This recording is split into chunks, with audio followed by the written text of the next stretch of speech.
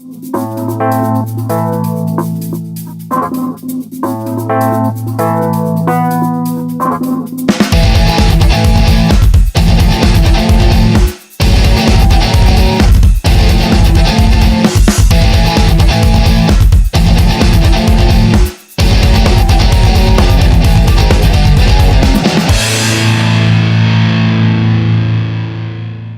oui, on roule avec le sourire et ça, c'est magnifique. Allez, on va filer sans tarder au départ de la deuxième manche de la Régionale 3.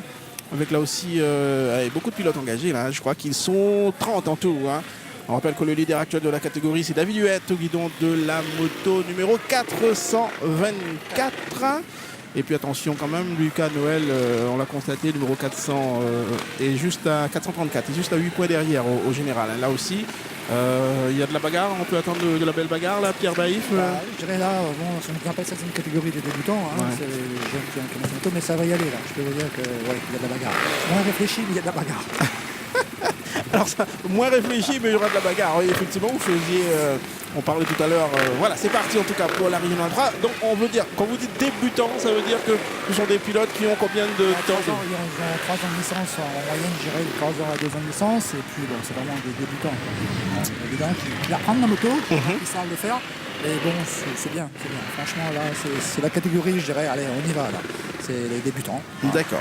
Et qui dit débutant, Philippe Béliot dit souvent fougueux aussi. Hein, donc, Ils sont relativement jeunes, donc ils sont fougueux, ça c'est sûr. Après, ils ont déjà 2 ans de licence, donc pas forcément 2 ans de pratique. Ils peuvent avoir 3 ans de pratique, éventuellement 4 ans. Donc par exemple, le cas de celui qui est devant, le K134, qui roule déjà très très bien. Bon, ce sont des gars qui ont roulé, même s'ils ne roulent que cette année. Ils ont déjà roulé avant et ils ont une certaine expérience. Là, ça va. Il y a des nouveaux qui viennent et il y a des différents niveaux. Donc il y a 2 ou 3 qui sortent du lot et ce qui peuvent nous offrir un très beau spectacle. Ils sont là pour apprendre, hein, donc. ils sont là pour apprendre. Pour l'instant, ils apprennent plutôt de façon assez énergique. Hein. Ouais. Et quand ça passe pas avec la technique, Ça passe, essaye de passer en force, avec les gaz, donc ils essayent. Eux, la différence, c'est qu'ils essayent quand même. voilà, il dit, bon, allez, ça passe, oh, pourquoi pas, on va essayer. Si ça passe, c'est bien, si ça passe pas, voilà, on fait l'intérieur, vous voyez, là, on essaie de faire un petit passe, on repasse son copain et on y va. Donc. Ah, ça donne quand même, hein, ça donne. Ils ont- Ah ben on essaie tout, hein. Là, je te lâche plus maintenant, allez, on y va, j'essaie de l'intérieur, tu prends l'extérieur. Oh, une petite bagarre, c'est bien, hein. C'est très très bien. Ah ben, c'est ce qu'attendent un petit peu les gens ici, donc autour du circuit.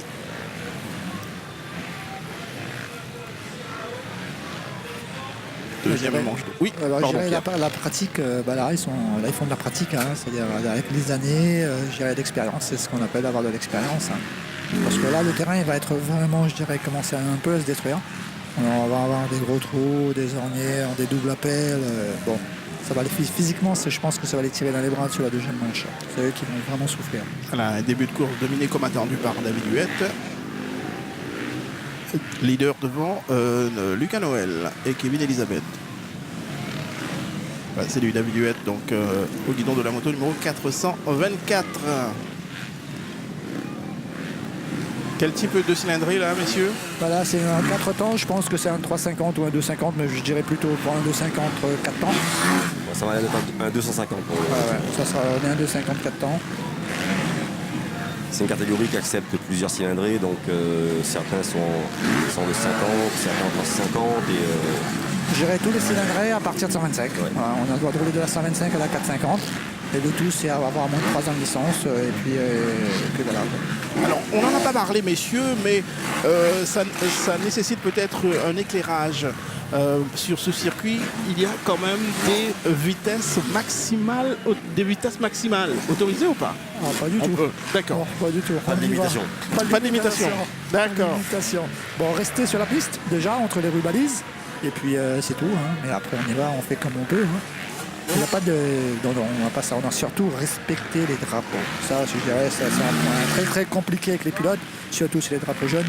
On essaie de les éduquer, c'est pas évident. Ça reste dans la tête, gérer la compétition, on va aller toujours plus vite, rapprocher de son copain. Et on oublie un petit peu gérer la sécurité. Quoi.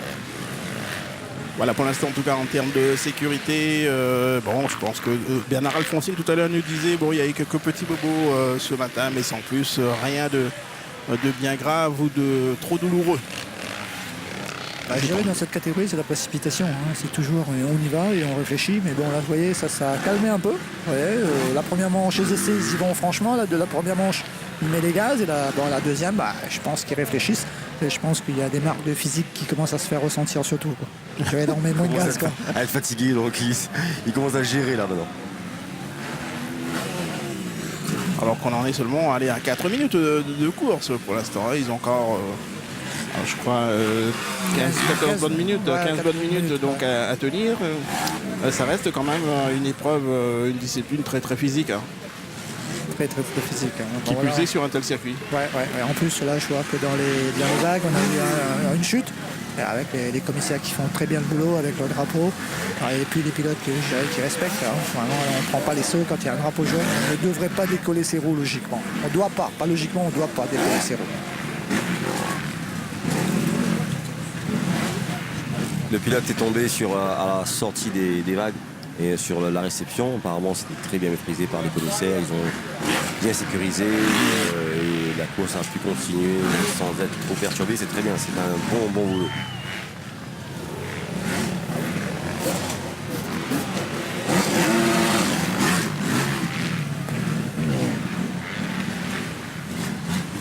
Et là, regardez cette vue magnifique. Image captée par notre drone depuis ce matin et ça donne ces superbes images vues d'en haut donc du circuit Lisette d'Orseuil ici à la rivière Saint-Louis. J'espère une prochaine fois peut-être mon cher Pierre Baïf être présent chez vous là.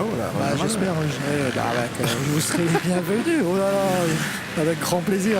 Un grand plaisir, ce serait un honneur pour moi et pour vous d'être à la Valence.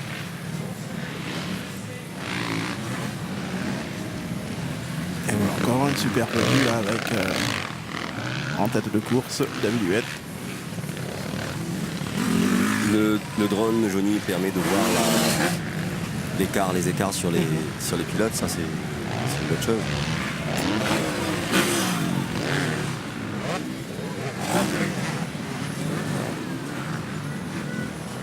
Alors on va rappeler quand même que nous en sommes aujourd'hui à la 3e manche du championnat régional. C'est un championnat qui en compte 7 manches normalement. 7 manches au championnat et je dirais on est à la 3e. 4e, le 24 à la possession. Et après je crois qu'on repart au tampon. Petit tampon, après on va à Brapanon. Et on Caroline, c'est de la Caroline. Voilà, c'est ça. Et après on a un petit tampon.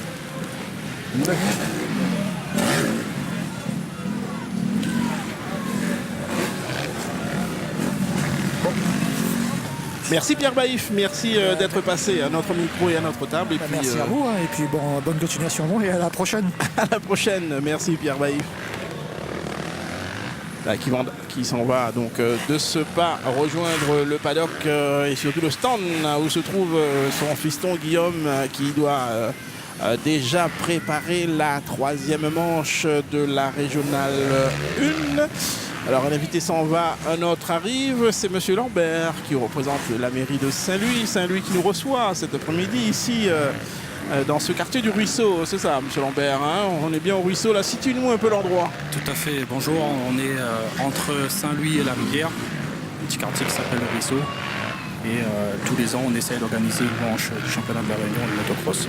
Alors justement vous essayez, mais bon, on va dire que c'est un essai plutôt réussi lorsque Pascal vous a cette année encore proposé le projet, qui plus un projet en collaboration avec la télévision publique et gratuite. Vous avez dit oui tout de suite, on y va, on fonce. Sans hésiter, c'est vrai que depuis 3 ans avec Pascal Dorsey, on essaye de faire quelque chose de bien sur Saint-Louis, surtout pour la moto, qui est quand même le berceau à la rivière. Et cette année, c'est vrai que quand RFO nous a proposé de faire cette journée en direct... Réunion première, on va rectifier.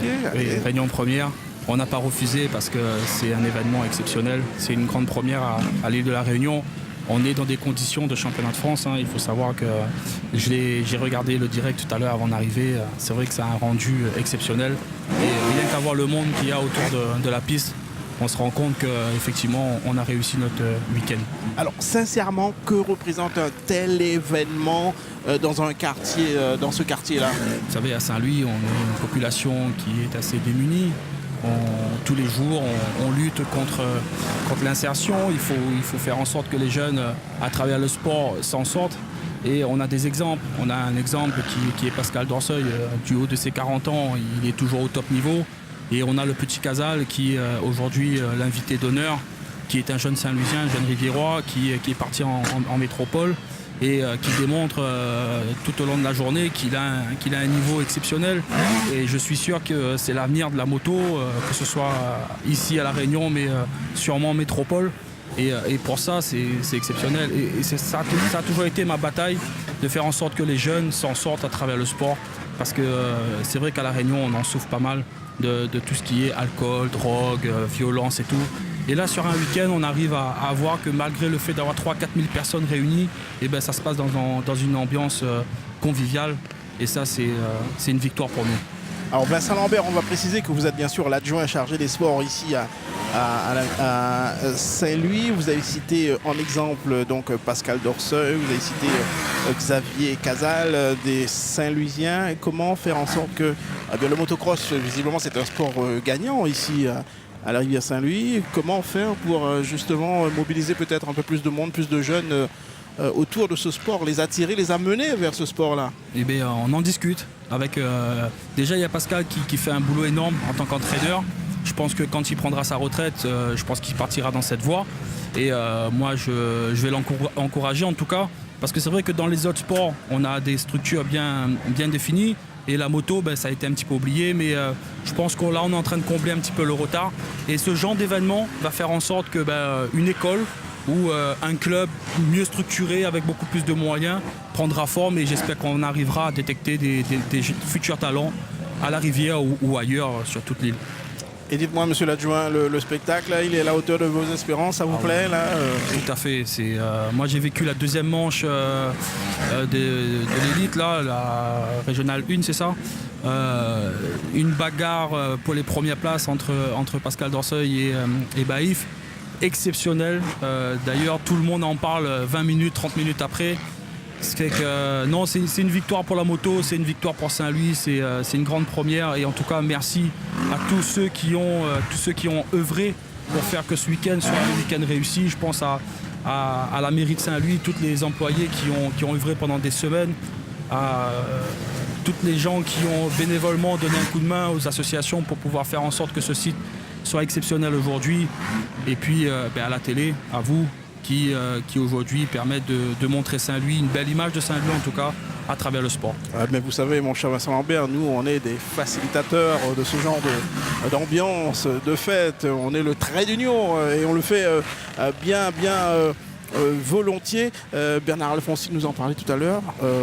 Pour tracer ce circuit, il y a énormément de boulot là. Vous avez vraiment déployé des grands moyens pour nous tracer ce circuit-là. C'est vrai que malheureusement, ce terrain, c'est pas un terrain officiel. C'est un terrain qui appartient à la mairie. Mais tous les ans, on se bat justement pour pouvoir faire cette manche ici, parce que à l'issue de cette manche, il faut savoir que le terrain sera fermé.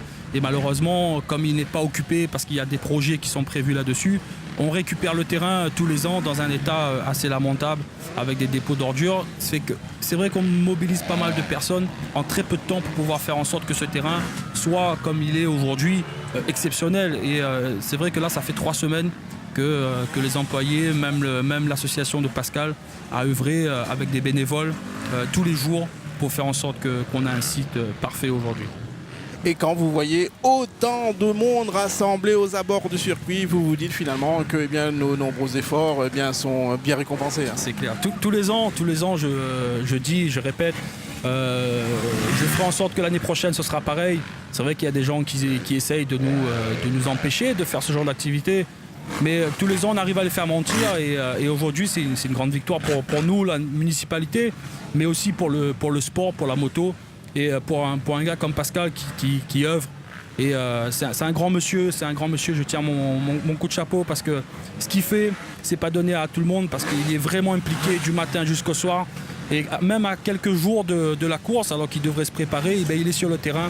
Et rien que pour ça, il a du mérite. Et on devrait en avoir encore plus. J'espère qu'il en formera des jeunes comme lui, pour que la moto prend une ampleur encore plus importante, et que dans les années à venir, on vit encore des moments aussi exceptionnels que cela. Merci Vincent Lambert, merci C'est beaucoup moi. d'être passé par notre studio au plein air. Et puis bon, on aura certainement l'occasion de se revoir, notamment sur les terrains de la Saint-Louisienne. Je Je l'espère. sais que vous êtes un fervent supporter. C'est vrai que vrai. c'est vrai que j'aime bien le sport en général, mais c'est vrai que bon, j'aime bien le foot, j'aime bien la moto, j'aime bien le basket, j'aime bien le hand. Mais c'est vrai que bon, des week-ends comme ça, il y en a pas beaucoup. C'est vrai que le foot, ben, c'est le sport roi. Et là, je vois que on commence à en parler d'autres sports. Il faut savoir que juste en bas, à quelques mètres, on a un plateau sportif. On rassemble 200 judokas. C'est que voilà, Saint-Louis est une terre de sportifs.